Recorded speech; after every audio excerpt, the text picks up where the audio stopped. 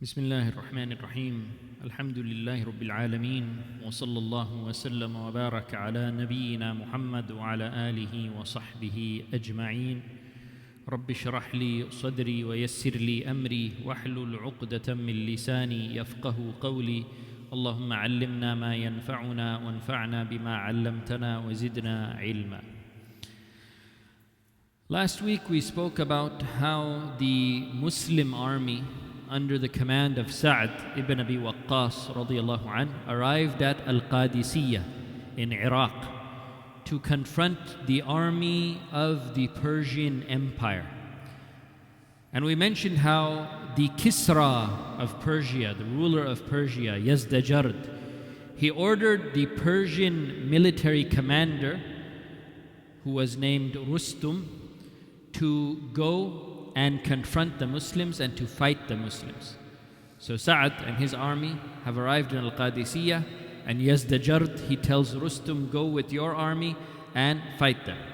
Now Rustum, the Persian military commander, he felt uncomfortable with this command, so he procrastinated as much as possible. He knew he had no choice but to obey the command of the Kisra. Yazdajard is telling him to do this, so he has to do it. But because he was not comfortable with this command, he tried to delay it as much as possible. So he procrastinated as much as he could, saying, okay, we're training, we're preparing, we're doing this, we're doing that. But then finally, he had to move forward with his army. And eventually, they reached Al-Qadisiyah. Now, Sa'd ibn Abi Waqqas and his army, they were waiting in Qadisiyah for 4 months. They were waiting for 4 months for the army of Rustum to arrive. All right, now finally when the army of Rustum arrived at Al-Qadisiyah, Rustum sent a messenger to the Muslim commander, to Sa'd ibn Abi Waqqas. He sent a messenger to him, and the message said that I want you to send a representative, a Muslim representative, to me. I want to talk to a representative from your side first before we actually start fighting. Maybe there's a way we can talk this out and we can resolve this peacefully. So Rustum requests that Sa'd send him a representative from the Muslim side. So Sa'd ibn Abi Waqqas, he agreed. He said, okay, we will do this. And he sent a messenger to Rustum.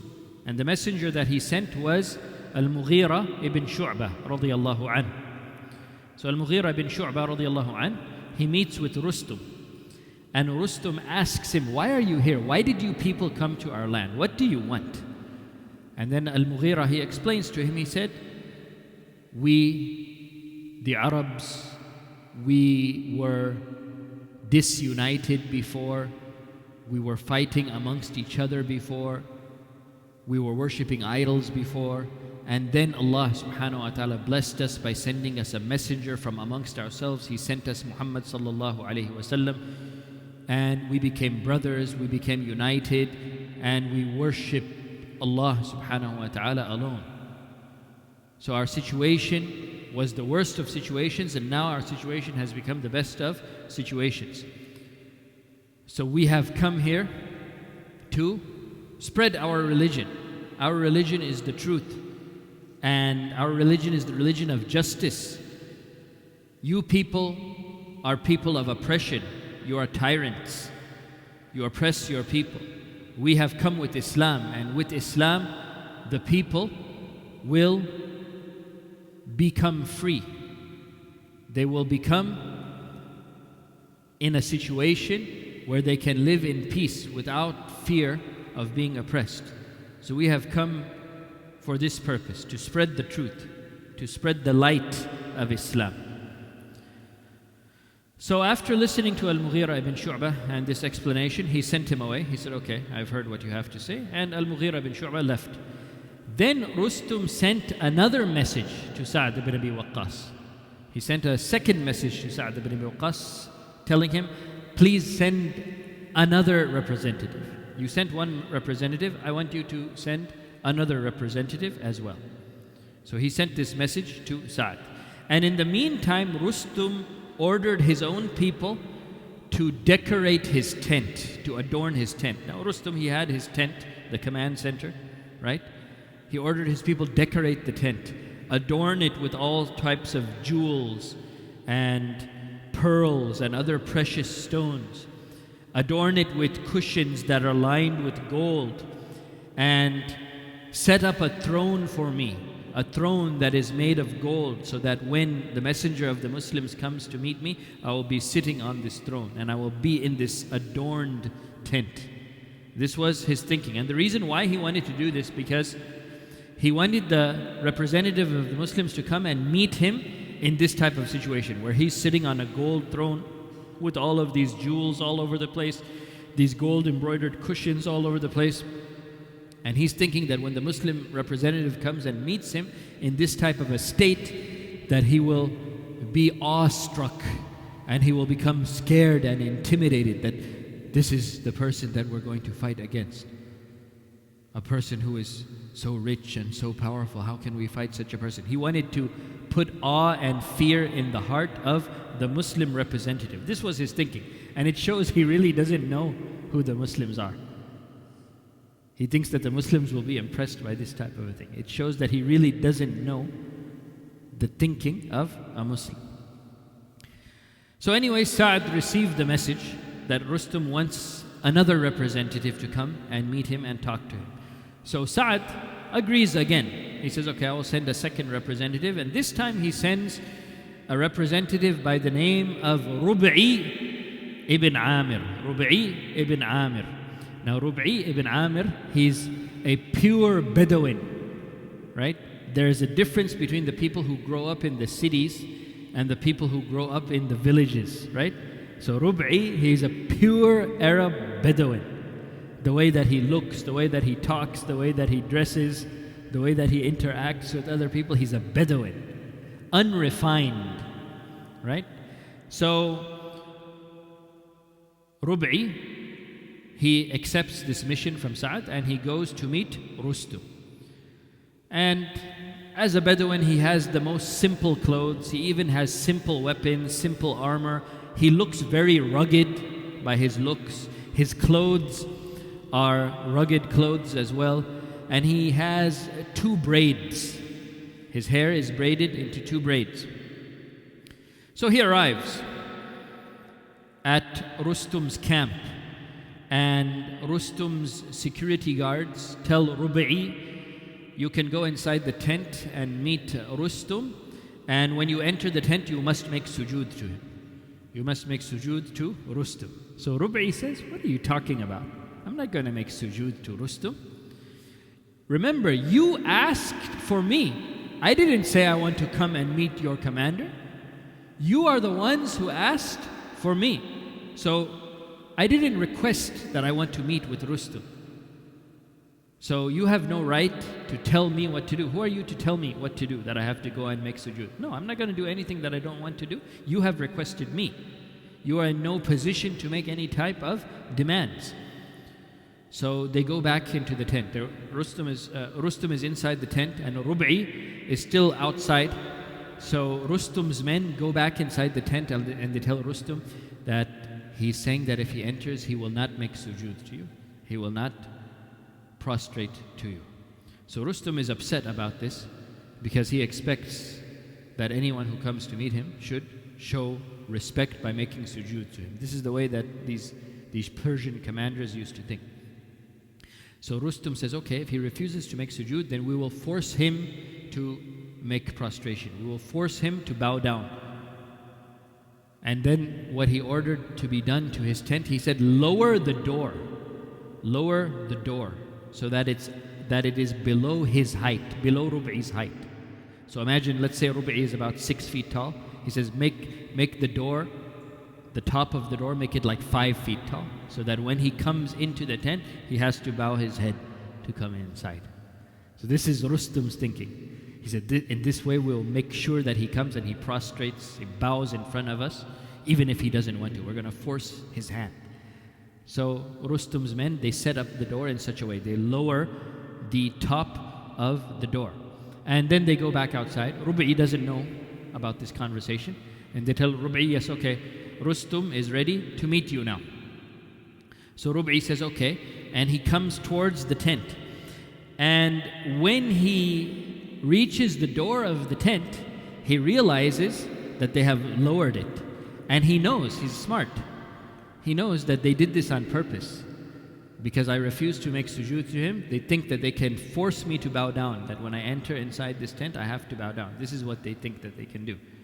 So he knew exactly what they were thinking. But Rub'i had his own trick to bypass this type of intimidation from Rustum. So what did he do? He turned around backwards and he entered with his back instead of with his front. Of course he had to lower his head, but not towards Rustum. He lowered it the other way, and then he entered the tent of Rustum with his back facing towards Rustum. So Rustum thought that he's going to force him to show respect by bowing towards him, but instead Rustum got extremely humiliated that he was entered upon with Rub'i's back facing towards him. This is considered the worst type of insult, that you come inside and meet a person not with your face but with your back facing them. So Rustum, instead of feeling honored, he felt embarrassed and he felt humiliated. His plan actually backfired upon him. So he's angry. Rustum was very angry at this, but what could he do? He couldn't do anything because he is the one who requested this meeting. He is the one who requested this meeting, so he knew that he can't say anything to Rub'i. Now Rustum enters the tent and he sees all of these jewels and this gold and these pearls and these gold embroidered cushions all over the place. He sees Rustum sitting on a huge golden throne, but Rub'i is not affected at all by what he sees. It doesn't matter at all to him. It's like nothing to him. So they see that he's not intimidated, he's not scared. He doesn't even give a second glance to these things. It's like nothing to him. So they realize this. So the conversation then starts between Rustum and Rub'i ibn Amir. So Rustum asks Rub'i, why are you here? Why did you people come to our land? And Rub'i explains to him, similar to what Al-Mughira ibn Shu'bah explained. He said, Allah sent us to free the people from worshipping the creation and guide them to the worship of the Creator. We want to free the people from this oppression of worshipping creations. You people, you Persians, you force your people to worship your Kisra. We are here to free the people of those shackles. We are here to free the people of this false worship and to guide them to the worship of the Creator, Allah subhanahu wa ta'ala. We are here to free the people from oppression and guide them to justice. Allah subhanahu wa ta'ala sent us to call the people to the truth. Whoever accepts the truth, if you people accept it, if you accept the truth, then you're safe. We will leave. And you can keep your kingdom if you accept the truth and you become Muslims. But whoever rejects the truth, after the truth is clarified to them, if they refuse to accept it and they continue to reject it, then we will fight until we achieve the promise of Allah subhanahu wa ta'ala. We will fight until we achieve the promise of Allah subhanahu wa ta'ala. And the promise of Allah subhanahu wa ta'ala is between two things. It is either victory or martyrdom. Either we will be victorious or we will be martyred. And that is still a victory as well. Dying the death of a shaheed. So this is the promise of Allah subhanahu wa ta'ala. So Rustum, after listening to what Rub'i has to say, he says, okay, I hear you. I hear what you're saying. And I want some time to think about your proposition. You said that if we accept what you are saying and we accept your religion, then you will leave. So give me some time to think about this and to discuss this with our leaders, and we will get back to you. So just give us some time. So Rub'i says, yes, okay, that's fair. I can give you some time. How much time do you need? Do you need 1 day or you need 2 days? And then Rustum says, no, what 1 day, 2 days? We need a lot of time for this. This is a huge decision we need to make. We need to consult Yazdajard, we need to consult the Kisra in Madain, we need to send letters to the different leaders of the different cities, and we need to get their input. So this is going to take some time. So we need a longer period of time. And then Rubai says that our Prophet Muhammad sallallahu alaihi wasallam, he never allowed us to give more than 3 days after we meet the enemy. Once we meet the enemy, these negotiations cannot go on for more than 3 days. So 3 days is your maximum. That's the most I can give you, 3 days. And after 3 days, after your 3 days are over, then you have to select one out of 3 choices. You have 3 days to think about it, and then after the 3 days are over, it's time to make a decision. And your decision has to be one of 3 choices. Either you accept Islam. If you accept Islam, alhamdulillah. You stay here, you keep everything, and you rule according to the Quran and the Sunnah, but you can keep your positions, and we will leave. So that's your first choice. You can accept Islam. If you don't want to accept Islam, then there is still a peaceful resolution that is possible, but you have to pay the jizya. You have to relinquish control of your lands to us, and you have to pay us the jizya, and we will protect you. You will be under our protection then. That's the second choice. If you refuse both of these choices, you refuse to accept Islam and you refuse to pay the jizya, then the third choice is we will fight. There will be a battle, there will be a war. So you have 3 days, and then after 3 days you have to select one of these 3 choices. So then Rustum, after listening to this, he asks Rubai, are you a leader from amongst your people that you have the authority to give us these 3 days?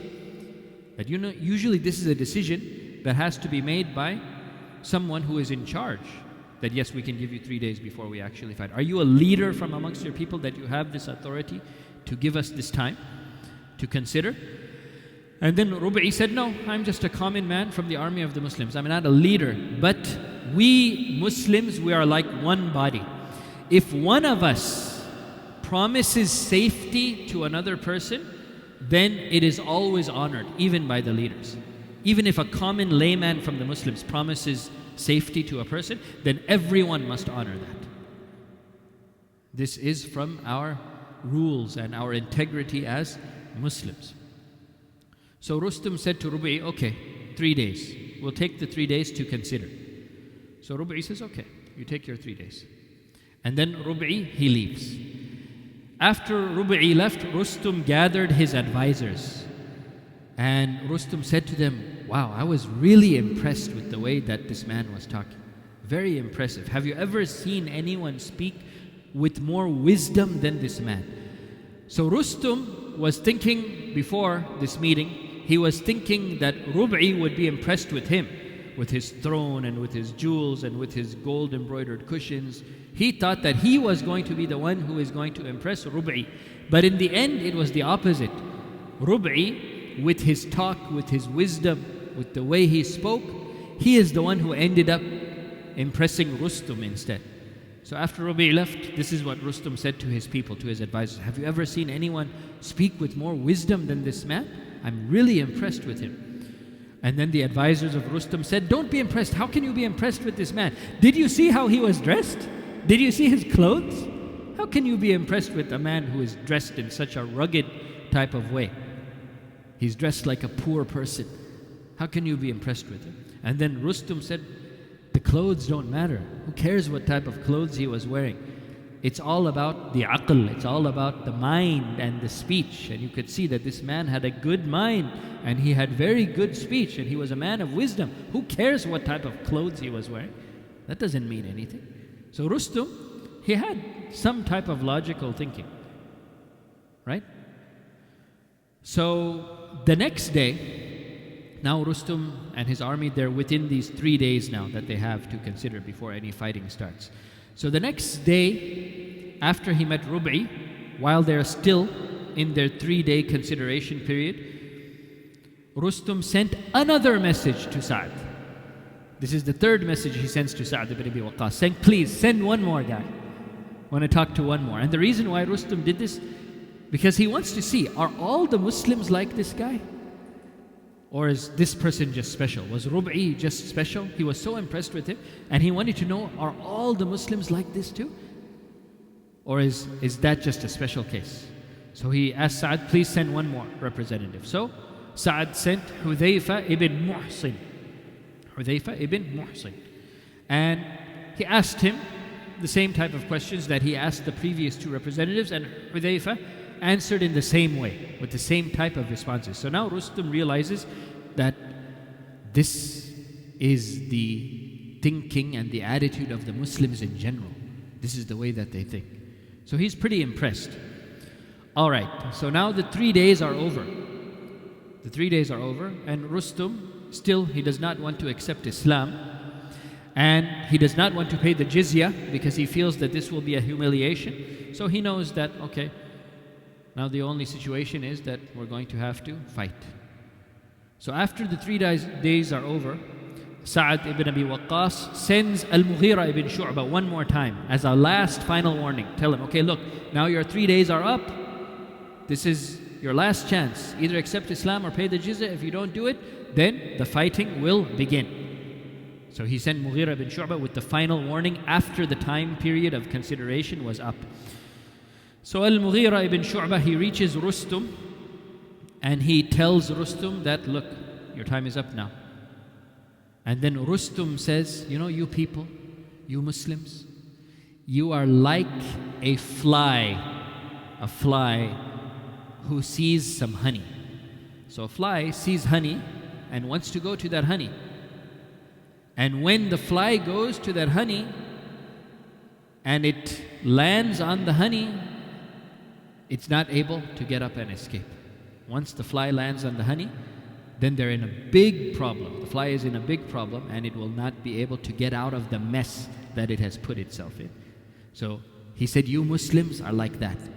You're like flies that see honey. You came to our land, you have your eyes on your land, you want to take over our land, but now you have put yourself in such a situation where you're not going to be able to escape, just like the fly is not able to escape from the honey. This is what Rustum tells Al-Mughira. And he continues and he's saying, who do you think you are? Do you know who we are? We are the Persian Empire. We are the strongest empire on the earth. Do you think that you can just come in and take over like that? Do you think that we're going to let this happen? So this is what Rustum tells Al-Mughira. And then he makes Mughira an offer. He says, look, I still want to end this without any fighting. Rustum tells Mughira that, look, you Muslims, you have no chance against us. But still, I want to have mercy upon you and I don't want to hurt you people. So this is what I can do for you. Every single person in your army, every single one of your fighters, I will give clothing to them. He noticed that the Muslims are poor. They have very raggedy type of clothing.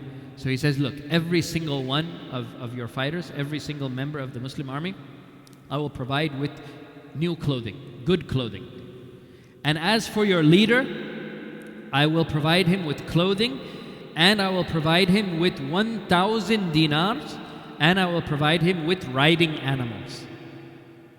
So just take these gifts from us and just leave. We forgive you.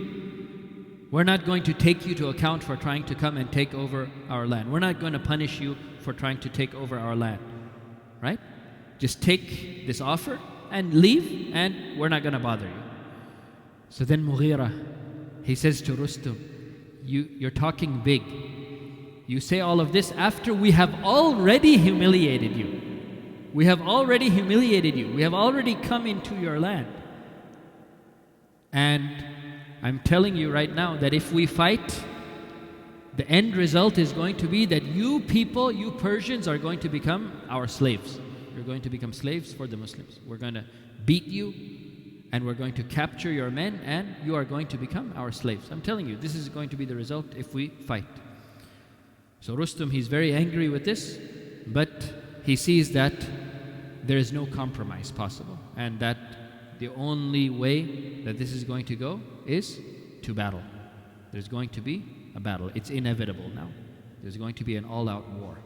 So now both sides know that it's time for the confrontation.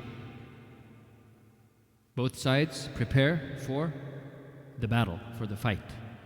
And both sides made sure that there was a communication system to their rulers in their respective capitals. Remember, the capital of the Muslim state is Al-Madinah, and the ruler is Umar ibn Al-Khattab in Medina. So there has to be communication between Sa'd and Umar.